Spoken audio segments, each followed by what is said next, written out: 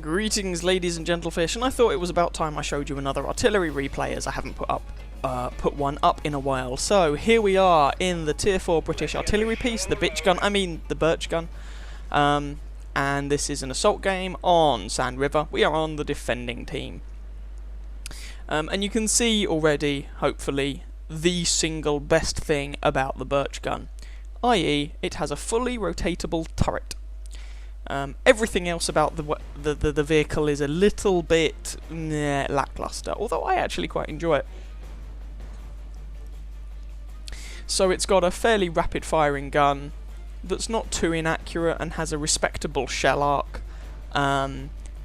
but it's a pea shooter. It really doesn't hit for a lot of damage.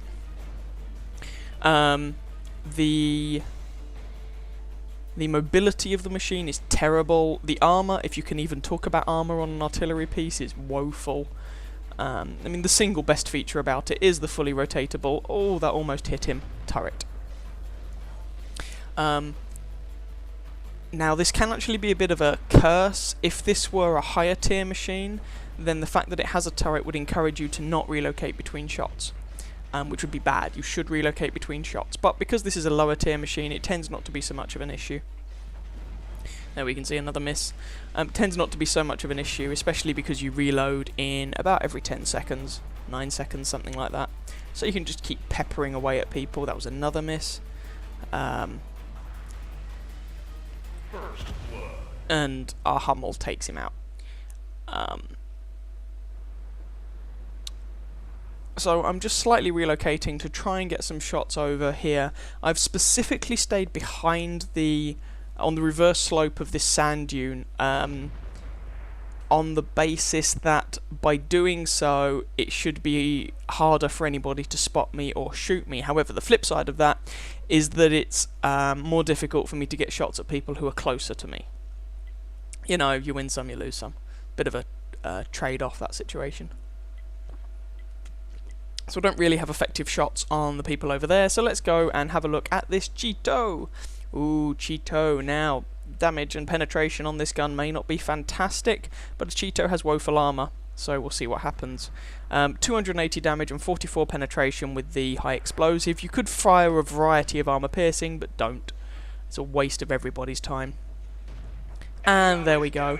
One penetrating hit on the Cheeto, which will make him feel decidedly unwell. And of course, that was a tier 4 tank that I'm in, damaging a tier 6 tank, which is always nice. And I have another speculative shot there. Another thing you'll notice, along with the fast reload, is that this tank also carries a metric boatload of ammo. Like, you start off with something like 150 rounds. It's a bit absurd.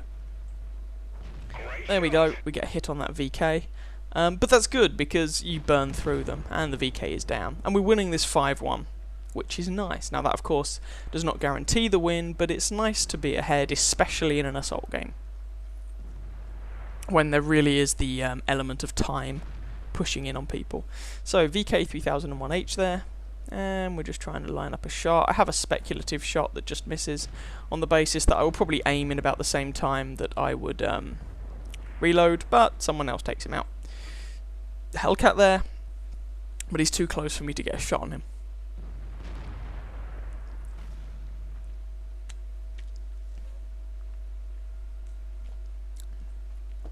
And if this tank didn't have a fully rotatable turret, then all of these times that I'm slewing the gun around, a lot of the time I'd also have to move the hull, which would completely restart the whole aiming cycle, and it'd be very frustrating. The fact that it does have a fully rotatable turret means you don't have to do that, which is nice.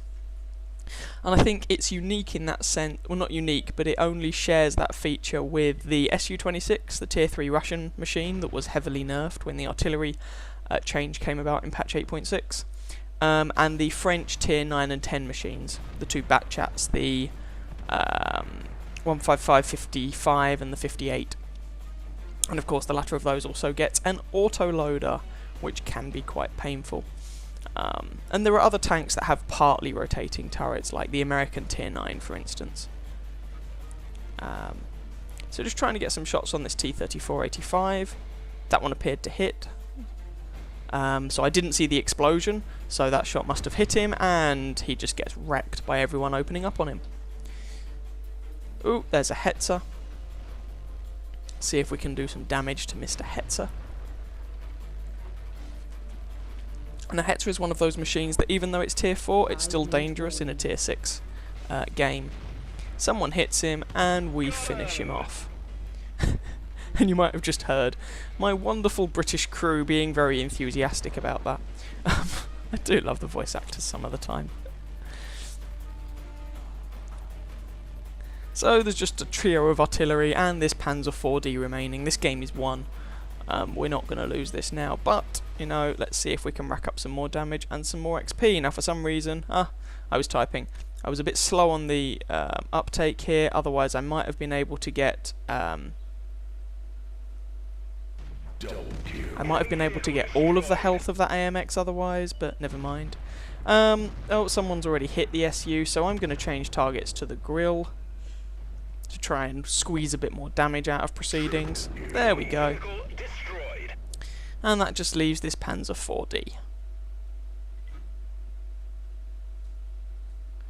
We try and get a predictive shot in, but we don't give it enough lead, unfortunately. And we're going to try for another predictive shot, but someone else takes him out, and that is the game!